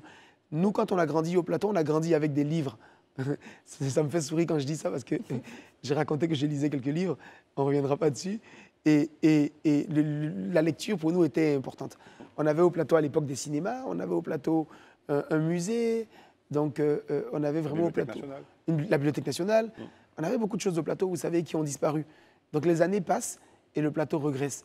Ce que nous, on veut donc, c'est ramener un dynamisme culturel au plateau et donc ramener même du théâtre. Hein. Donc on prévoit effectivement de construire donc, un espace qui soit un espace d'expression artistique, qui puisse permettre aux jeunes et aux moins jeunes de s'exprimer. Et donc le deuxième point de ce dynamisme-là, c'est vraiment un dynamisme culturel. Et on veut que le plateau retrouve cette dynamique-là. Ensuite, on veut aussi que le plateau, qui est le plateau de tous, parce que vous savez, le plateau, c'est le plateau qui n'appartient pas seulement aux habitants. On n'a que 7000 habitants au plateau, hein, 6 km². Par contre, tous les jours, on reçoit 1 million de visiteurs. Donc on a beaucoup d'usagers du plateau. Donc on a envie que toutes ces personnes qui viennent travailler au plateau, qui ne sont pas seulement des fonctionnaires, vous savez, il y a les forces de l'ordre, il y a les fonctionnaires, il y a les banquiers, il y a les télécoms, il y a beaucoup de métiers, mais il y a aussi les cireurs, il y a aussi les transporteurs, il y a aussi les vendeuses qui ont des maquis, ainsi de suite. Donc on a envie que ce plateau-là, qui est vraiment le plateau de tous, de tous les métiers, puisse retrouver un vrai dynamisme, une vraie organisation qui permette à chacun de tirer parti, de tirer profit de ce centre-là. Moi, je voudrais vous ramener un peu... Je reviendrai après au solidaire, hein, quand Herman me laissera. Je voudrais vous ramener un peu à la première journée de campagne, le vendredi, quand ça a été ouvert. J'ai été moi-même témoin. Au départ, quand on était arrivé, les journalistes étaient un peu perplexes. Pourquoi, dans un lieu un peu paumé, on pourrait le dire, l'école RAN, l'école RAN qui était défraîchie, on se posait la question. Et même pas un chapiteau, hein, sous 3 bâches. Voilà, sous 3 bâches. Et après, vous êtes parti. Pourquoi avez-vous choisi de commencer votre campagne, notamment avec cette rencontre avec la presse, mais à l'EPP RAN? Était-il pour créer, ça a été fait pour créer la polémique ou Oh non, non, pas du tout. Moi, je suis loin des polémiques, non, vous savez. Alors, j'aimerais juste finir quand même sur mon plateau solidaire et répondre à la question d'Herman. Vous savez, le plateau solidaire, pour nous, c'est clé. Parce que le solidaire, pour nous, c'est pour les jeunes du plateau. C'est pour les femmes du plateau. C'est pour nos papas, nos mamans du 3e âge au plateau. On a envie de les prendre en charge. On a envie que la mairie, fondamentalement, s'occupe vraiment des habitants du plateau. Parce que beaucoup de gens m'ont dit, et ça fera le lien justement avec la question d'Herman, beaucoup de gens m'ont dit, mais est-ce que des gens habitent au plateau? Est-ce qu'il y a des choses encore à faire au plateau? Vous savez, au plateau, il y a 4 groupes scolaires et 18 écoles. Ces 4 groupes scolaires, si vous voyez l'état dans lequel ils sont, ça donne envie de pleurer. Et nous, on n'a pas envie, alors qu'on a été au plateau, on a été dans ces écoles primaires-là, de les voir mourir petit à petit. On a envie donc de leur redonner une autre forme de vie. On a envie de s'occuper des jeunes. Les jeunes, pour nous, c'est un point clé. On a envie de donner aux jeunes les moyens de devenir des hommes. On veut leur apprendre à avoir confiance en eux, à se prendre en charge, à travailler, à développer donc un système de valeurs qui soit fort et qui leur permette de devenir demain des pères et de pouvoir s'occuper demain de leur famille. On a envie de s'occuper des femmes. On a envie d'aider les femmes. On veut les aider à se former. On veut les aider en finançant toutes les commerçantes pour qu'elles puissent fondamentalement avoir de quoi nourrir leur famille et de quoi s'occuper de leurs enfants. Beaucoup de gens m'ont dit, je l'ai vu, hein, je sais, vous êtes... Attendez, laissez-moi finir. Beaucoup de gens m'ont dit, mais comment vous financez tout ça? Ben, moi, je vous parle du budget de la mairie. Vous savez, nous sommes au conseil municipal. Nous sommes 5 sur 25 conseillers. Donc, naturellement, on n'a pas de pouvoir de décision, on n'a pas le poids nécessaire pour influer sur des décisions quelconques.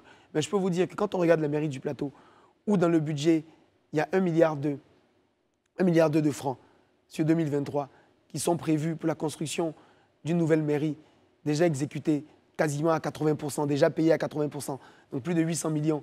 Mais cette mairie est invisible, personne ne la voit, personne ne sait où elle est. Nous-mêmes les conseillers, on ne sait pas où elle est. Quand on voit dans le budget de la mairie qu'il y a 1,5 milliard, un peu plus, qui sont donnés à des ONG en termes de subventions, on ne sait pas où va tout cet argent. Donc il est important que cet argent-là, qui est l'argent des habitants du plateau et des usagers du plateau, revienne aux jeunes, aux femmes et s'occupe des personnes du plateau. Vous savez, c'est même pas moi seul qui le dit, et moi j'ai voulu éviter d'en parler même parce qu'on va toujours dire, Fabrice, il revient sur ce point-là. Mais vous savez, il y a un candidat PPACI au plateau qui aujourd'hui est le second adjoint au maire du plateau, qui était sur sa liste, donc en 2018. Il est candidat contre la mairie actuelle, enfin contre le maire actuel. Il a fait défection. Il n'a pas fait défection. Il s'est expliqué sur les plateaux. Il a expliqué qu'il ne peut pas continuer de back-upper, donc d'encourager, ou en tout cas de s'unir à cette gestion-là, qui est une gestion qui n'est pas faite dans le profit, en tout cas pour le profit des habitants du plateau et des usagers du plateau. Donc il y a de vraies questions au plateau, et j'aimerais saluer Guy Monet, qui est candidat PPACI, pour sa franchise, pour son honnêteté, qui a permis donc de remettre sur la table le vrai sujet du plateau. C'est un sujet de gestion. Et vous savez que pour ce qui est de la gestion, ben, on a un peu d'expérience. Alors, rapidement, j'aimerais revenir donc à la question de Herman. Je n'ai pas oublié Herman. C'est vrai qu'on a souhaité faire donc, notre conférence de lancement à l'école de la RAN au plateau. Vous savez, c'est l'école où moi j'ai fait mes classes primaires. Donc je suis né à Marcory, et quand j'ai eu 2 ans, enfin à 3 mois déjà, j'ai perdu mon père, paix à son âme, Paul Sawignon, dans un accident de la circulation. Et ma mère s'est remariée à Dioro Charles Maurice, qui est donc devenu mon père, donc qui était cheminot à la RAN. Et c'est comme ça donc qu'à 2 ans, je suis arrivé au plateau. Et c'est pour ça que beaucoup m'appellent le fils du plateau, parce que je suis arrivé très tôt au plateau et que j'ai fait toutes mes classes au plateau. Alors, moi j'ai fait l'école primaire à l'école de la RAN. J'ai eu ce qu'on appelait à l'époque le CEP bourse, avant d'avoir mon bac au lycée technique d'Abidjan et d'aller donc à l'INSEP de Yamoussoukro. Donc je suis le pur produit de l'école ivoirienne, le pur produit de l'excellence de l'école ivoirienne. Beaucoup de clients, des fois en présentation, me disent « Mais Fabrice, tu as fait des études aux États-Unis, en France ?» Je dis « Ben non, j'ai tout fait ici, en Côte d'Ivoire, à Abidjan et à Yamoussoukro. » Comme quoi, on peut faire des études en Côte d'Ivoire, on peut avoir des jeunes Ivoiriens formés ici, curieux, compétents, on peut donc réussir des choses. Et ça, c'est important de le dire aux jeunes pour que les jeunes l'entendent, qu'il n'ait pas le sentiment que des fois, il faut juste aller en Europe pour avoir un beau diplôme et pour réussir dans la vie. Première chose. On a voulu donc faire cette conférence là-bas parce que je voulais, d'un côté, que les gens se rendent compte de l'état vraiment du plateau. Parce que beaucoup de gens voient le plateau sans le voir vraiment. Ils ne voient pas ce qu'il y a derrière les immeubles. Et j'avais envie que les journalistes, pour une fois, voient les écoles du plateau, voient les écoles où on envoie nos enfants. Si je vous demande sur le plateau quelles sont les personnes les plus chères pour vous, vous direz ce sont mes enfants. Mais quand on envoie son enfant dans une école où il y a des trous dans le toit, dans une école où il n'y a pas de latrine, dans une école où il y a des serpents, j'avais envie que les journalistes viennent constater d'eux-mêmes l'état donc des écoles du plateau. On aurait pu facilement le faire dans un hôtel, dans une belle salle climatisée, mais non, j'ai voulu vraiment confronter donc, ces personnes-là à notre réalité. Donc il y avait un sujet effectivement pour moi de promotion de l'école ivoirienne, dans laquelle je crois absolument, et il y avait un sujet aussi pour moi donc de réalité sociale locale, on va dire ça comme ça. Vous avez parlé de formation, on a vu pendant votre campagne électorale, vous avez formé des jeunes. Pourquoi ce choix? Quelle est votre ambition en fait pour cette jeunesse au plateau? En fait, vous savez, je le dis souvent dans des réunions, dans des meetings, et je vais prendre le temps de l'expliquer ici. Il y a plusieurs types de jeunesse. Il y a une jeunesse qui va à l'école.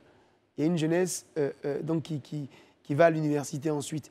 Celle-là, on veut l'accompagner dans des renforcements de cours. On veut s'assurer qu'elle puisse rentrer dans les meilleures écoles, que ce soit ici ou à l'extérieur, même si moi je suis un pro local, hein, je vous le dis tout de suite. Donc pour nous, c'est important d'encadrer ces jeunes-là qui ont un talent fort dans les études. Ensuite, il y a différents types de talents. Il y a des jeunes qui ont un talent dans le football, d'autres dans la musique, d'autres dans la poésie, d'autres dans le dessin.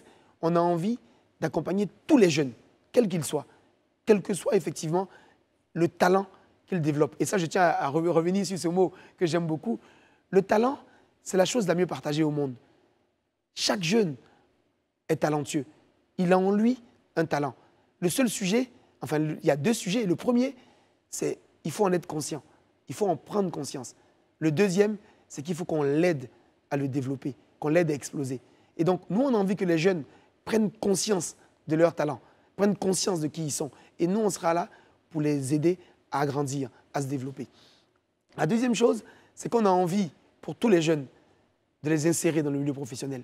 On a envie, vous savez, quand je parle milieu professionnel, moi, je suis moi-même chef d'entreprise et je tiens à répéter que notre groupe aujourd'hui, en Côte d'Ivoire et dans plusieurs pays de la sous-région, c'est plus de 1000 collaborateurs. Donc, on a déjà la capacité donc, de gérer des carrières. Donc, on a envie d'aider les jeunes à s'insérer dans le milieu professionnel.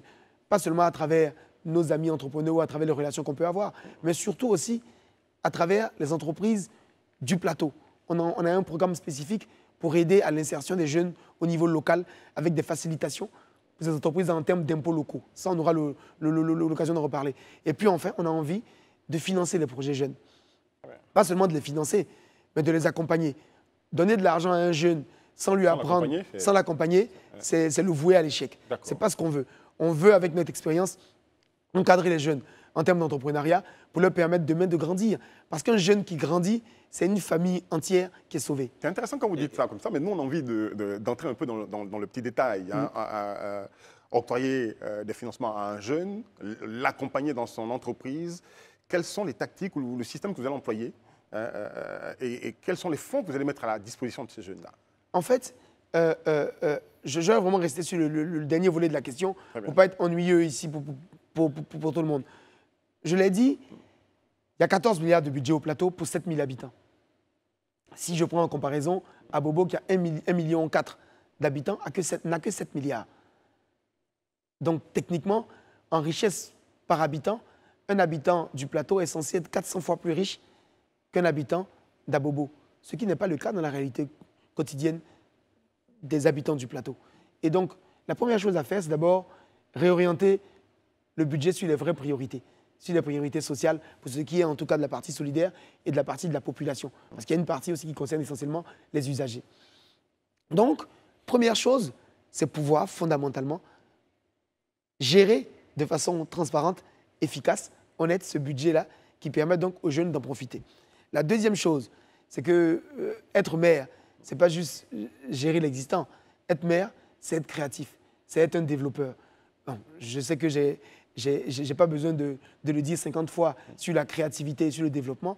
Notre parcours, que ce soit le mien ou les membres de mon équipe, à travers même mon grand frère Odé, a prouvé qu'au-delà même d'être un fonctionnaire, un grand fonctionnaire de ce pays, qui a eu pendant longtemps des activités qui ont montré qu'il était créatif, qu'il était capable de faire des choses. Donc nous, dans notre équipe, on a la capacité d'être créatif, on a la capacité de développer. Donc ce budget qui est de 14 aujourd'hui, nous on veut le passer à 20, à 25, à 30. Donc augmenter les possibilités pour ces jeunes-là, d'avoir plus de financement pour ces femmes. Parce que les femmes, c'est hyper important pour moi, on en reviendra dessus. Hein. Mais qu'en est-il des personnes du troisième âge? Parce que la question est quand même assez importante. Alors le troisième âge, on a plusieurs mesures. Mais la mesure phare du troisième âge, je veux en parler. Vous savez, moi, j'ai 2 amis qui sont décédés l'année dernière à la mairie. Je pense à Chloé Mathieu, paix à son âme, parce que l'assurance de la mairie ne marchait pas. Donc Chloé Mathieu est allé à l'hôpital et il n'a pas pu s'en sortir parce que personne n'a pu payer pour lui. Avec nous, ça n'arrivera plus. Parce que même pour les vieux, au-delà des agents de mairie qui vont être mieux suivis, on aura pour les vieux du troisième âge au plateau une assurance à 100% pour tous les vieux. Ça, c'est vraiment une mesure qui est une mesure extrême pour nous, mais on veut la faire. Parce qu'il n'y a pas beaucoup de vieux au plateau. On a un fichier qui est très précis sur leur nombre. On a envie, quand on est vieux, le vrai sujet, c'est vraiment un sujet de santé d'abord, et on a envie, nous, de les accompagner. Il ne faut plus qu'un vieux au plateau aille dans une pharmacie ou dans un hôpital et sorte de l'argent de sa poche. Il aura sa petite carte magique, qui est une carte d'assurance, qui lui permet d'assurer tous ses frais. Tous les vieux d'Abidjan et de Côte d'Ivoire vont envier le troisième âge au plateau. Tout le monde va vouloir déménager pour venir au plateau. Et ce qu'on dit, on va le faire. Parce qu'on a les moyens de le faire, on a déjà fait par le passé, et on a un plan précis qui permet de le réaliser. D'accord. Moi, je voudrais... On va terminer sur ça. Ça va être la dernière question. Je voulais faire ça en 2 questions, parce que j'en avais 2. Vas-y. La première question, parce que vous avez déploré le fait que à la commune du Plateau se vide le soir, à la nuit tombée. Quelle idée vous avez prévue pour faire en sorte que la commune du Plateau soit animée pendant la nuit? Et il y a quelque chose quand même que j'ai vu quelque part. Les gens vous disent de vous que vous avez dit, vous ne cherchez pas des stagiaires, vous cherchez plutôt des talents. Il y a plein de polémiques là-dessus. Rassurez les jeunes qui pensent que vous vous éloignez d'eux lorsque vous tenez ce genre de propos. En fait, moi, je ne veux même pas rebondir dessus parce que je ne veux pas parler de propos polémiques ici. Je pense que, je ne sais pas si vous connaissez la formule walk the walk, talk the talk, walk the walk. Right. C'est une formule américaine. Yes. Talk the talk, walk the walk. Il ne s'agit pas de parler. Moi, dans ce pays, je me suis lancé en juin 1999. Nous étions 5. Aujourd'hui, nous sommes en août 2023. Nous sommes plus de 1000. Et dans ces plus de 1000 collaborateurs, j'ai 80% de jeunes. Donc je ne parle pas sur les réseaux, je ne fais pas de déclarations intempestives. Moi, je suis un travailleur. Moi, je suis là pour accompagner tous les jeunes. Et pas seulement les jeunes qui travaillent dans mes compagnies. Vous voyez, pendant une semaine au plateau, on a fait des concerts tous les soirs. Tous les artistes qui sont venus. Apouchou est venu de Paris.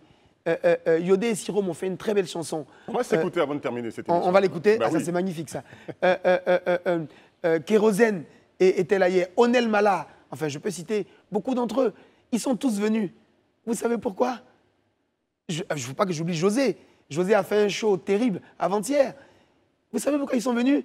Ils ont dit, boss, moi, ils m'appellent boss, c'est cool, c'est entre nous. Ils me disent, tu as trop fait pour nous. Tu as trop fait pour nous, on ne peut pas te laisser seul. On ne veut pas un rond. Il n'y en a aucun d'entre eux qui a pris 100 francs, 1000 francs. Ils ont dit, c'est notre apport.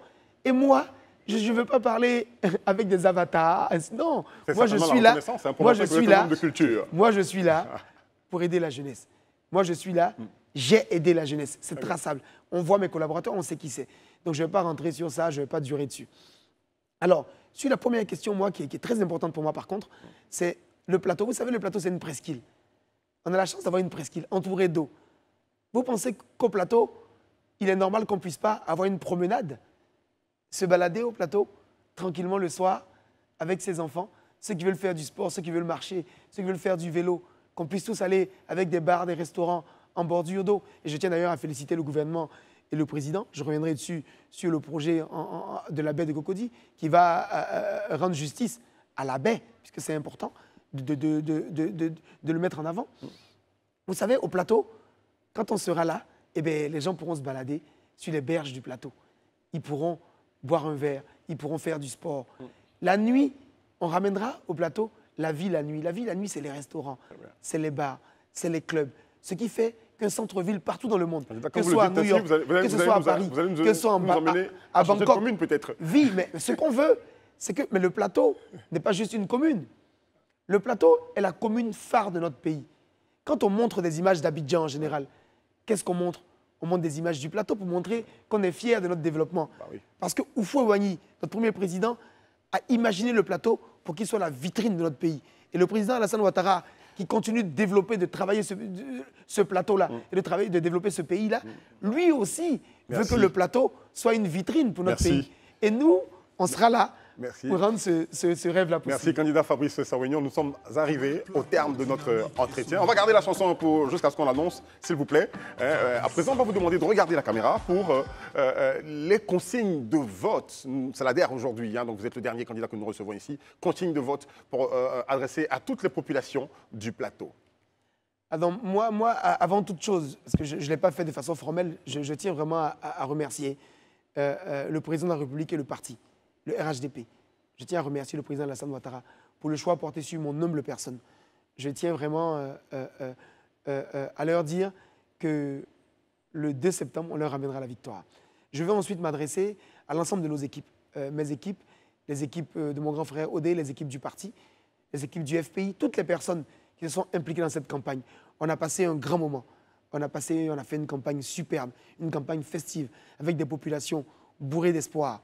Et on a envie que ce 2 septembre-là, on puisse transformer cet essai-là en réussite. Alors, je vais demander à tous les habitants du plateau, aux femmes, aux jeunes, aux moins jeunes, je vais demander à tous les usagers du plateau, ceux qui ne vivent pas forcément au plateau, mais qui ont un intérêt économique ou un intérêt professionnel. Je vais juste vous dire, le 2 septembre, levez-vous tôt pour aller au plateau. Parce qu'à partir du 3, on va offrir au plateau un nouveau destin. On va faire bouger les lignes pour que notre commune, le plateau, redevienne ce qu'elle n'aurait jamais dû cesser d'être, la vitrine de notre très beau pays, la Côte d'Ivoire. Je vous remercie. Yodé et Siro ont participé à la campagne. Est-ce qu'on peut envoyer la chanson là tout de suite? C'est un chef-d'œuvre musical. Est-ce que le public derrière peut réagir?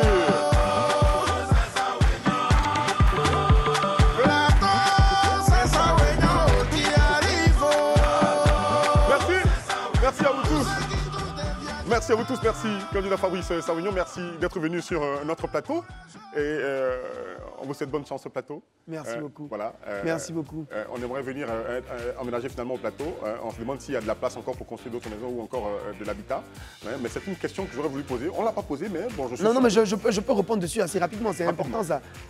Vous savez, j'ai entendu quelqu'un dire... On se permet ça. J'ai entendu quelqu'un dire, sur une chaîne concurrente, il n'y a pas de place au plateau pour faire un marché. Je pense qu'il y a beaucoup de gens qui devraient commencer à voyager un peu pour voir comment est-ce qu'une capitale économique, comment est-ce qu'un centre-ville se développe en hauteur. Merci beaucoup. Merci à vous. Merci à vous tous de nous avoir regardés. Rappelez-vous, élection, c'est pas palabre, n'est-ce pas? Et puis rendez-vous mais très prochainement pour un autre numéro du Talk sur Live TV, la télé sans fil. Shalom.